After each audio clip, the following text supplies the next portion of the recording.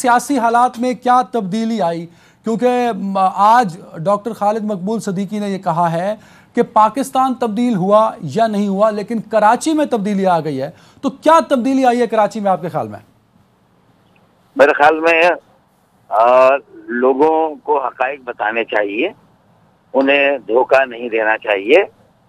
कराची में कोई तब्दीली नहीं आई है, जबकि ये कहा गया था कि वजीर आजम कराची का और गुलशन इकबाल से जितवाया गया या जीत गए इमरान खान साहब और फिर वजीर आजम बने।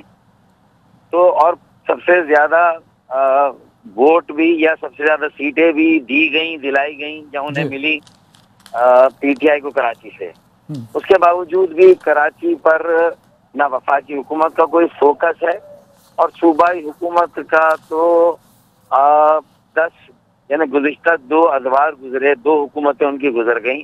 उन्होंने तो कराची में ना एक बूंद इजाफी पानी दिया, ना ट्रांसपोर्ट का कोई अवामी सरकारी निज़ाम दिया, पब्लिक ट्रांसपोर्ट का, और सर्कुलर रेलवे की बहाली का ख्वाब भी शर्मिंदा ताबीर नहीं हुआ। और हमने बहुत कौन है सर इन सारी चीजों में? डॉक्टर साहब, जो सारी चीजें आपने गिनवाई, इसमें रुकावट कौन है? क्योंकि 18वीं तरमीम के बाद तो सारे सूबे खुद मुख्तियार हैं सर। तो क्या पीपल्स पार्टी जिम्मेदार है या इमरान खान साहब? क्योंकि बार बार आप इमरान खान साहब का और पीटीआई का नाम ले रहे हैं। देखिए, सूबाई हुकूमत तो जिम्मेदार है ही, बड़ी यानी जो बड़ी जिम्मेदारी तो यकीनन सूबाई हुकूमत की। 10 साल से उसने कुछ नहीं किया।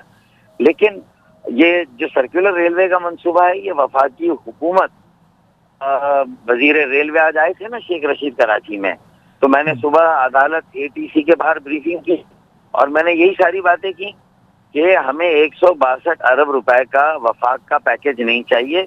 ऊपर टूटे फूटे उन्होंने टुकड़े किए हैं। 10 मंसूबे ट्रांसपोर्ट के दिए, उन्होंने 7 मंसूबे निकासी आपके दिए टुकड़ों में। अरे हमें एक जामे मरबूत पूरी शहरी सतह का मंसूबा का चाहिए। K4 फेज 1 जो 2018 में मुकम्मल होना था, 2019 हो गया, 2020 और 21 में भी नहीं होगा क्योंकि उसकी कीमत बहुत ज्यादा बढ़ गई है, क्योंकि सूबाई हुकूमत ने उस पर अमल दरामद नहीं किया। इस बहाने से कि कीमत बढ़ रही है, वफाक उसमें इजाफी पैसा नहीं दे रहा था। वफाक कह रहा है कि हम ऑडिट कराएंगे। अब अगर 6 माह और ऑडिट में लग गए तो जो गर्मियां आ रही हैं, इन गर्मियों में मुझे डर और खौफ है कि फसादात होंगे पानी की कमी को लेकर, और अल्लाह ना करे वो फसादात तब्दील हो जाएंगे लिसानी फसादात में।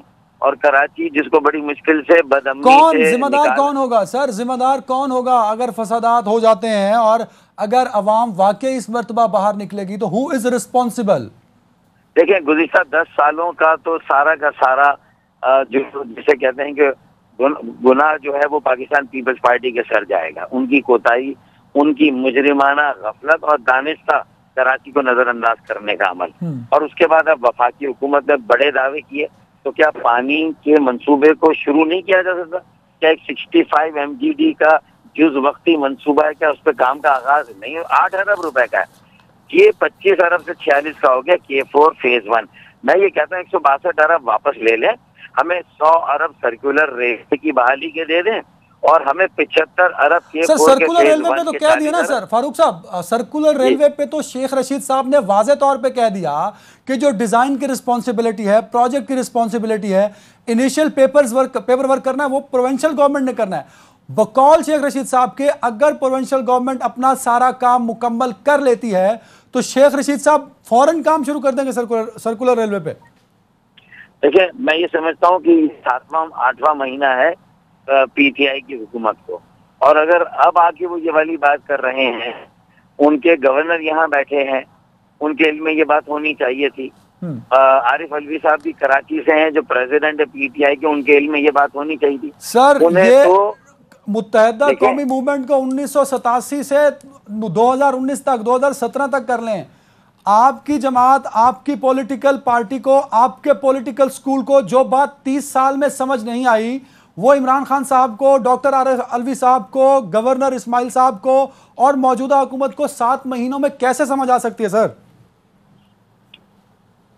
देखिए, एक तो आवाज शायद आपकी कट रही है, कुछ रिसेप्शन में प्रॉब्लम है, सिग्नल में प्रॉब्लम लग रहा जी। है। लेकिन मैं ये कहूंगा कि देखिए, एमक्यूएम की कोताही कहें, उसकी मसलहत कशी कहें, उसकी नाअहली कहें कहें, लेकिन एमक्यूएम के पास एक ड्रॉबैक ये था कि वो कराची की जमात थी, लेकिन उसका अपना वजीर आजम और काबीना में अक्सरियत नहीं थी। देखें, नवाज शरीफ साहब थे वजीर आजम, हम कहते रहे, कहते नहीं किया, हम समझाते रहे सी पैक में शामिल करें, एहसन इकबाल को, शाहिद खाकन अब्बासी फिर वजीर आजम बने उन्हें, लेकिन वो शामिल नहीं करवाया। हमने चीन की हुकूमत से बात की, सफीर कराची में सफीर, उनके सफीर इस्लामाबाद में मुकीम उनके सफीर, दोनों से बात कर ली थी, और वो मनसूबा कह रहे हम कर देंगे अगर हुकूमतें सूबाई और वफाकी हमसे बात करें, लेकिन उन्होंने किया। अब तक सी पैक में ही मनसूबा सर्कुलर रेलवे का शामिल नहीं हुआ। तो देखिए, हमारी तो कोताही गलती की वजह से तो चले, हम इलेक्शन में हम हार गए और हरा दिए गए, दोनों बातें हो गई ना। तो अब तो मतलब है कि आपकी आजमाइश और कसौटी शुरू हुई है ना, और आपका मतलब फारूक सत्तार साहब, पिछले 30 साल से अगर शुरू करते हैं तो कसूर पहले पीपल्स पार्टी का था, फिर पाकिस्तान मुस्लिम लीग नून का हुआ, फिर अब आके तहरीक इंसाफ का हो गया। मतलब वहां के पॉलिटिकल स्कूल का, पॉलिटिकल तबके का, उस शहर के उन लोगों का जिन्होंने लाखों वोट लिए, उनका कोई कसूर नहीं है। नहीं, उनका कसूर भी है, मैं ऐसे कैसे कह सकता हूँ। उनका कसूर ये है कि मुख्तलिफ हुकूमतों में शामिल ना रहते ना, जब भी शामिल हुए। बिल्कुल सही। मैं यही पूछूंगा आपसे ब्रेक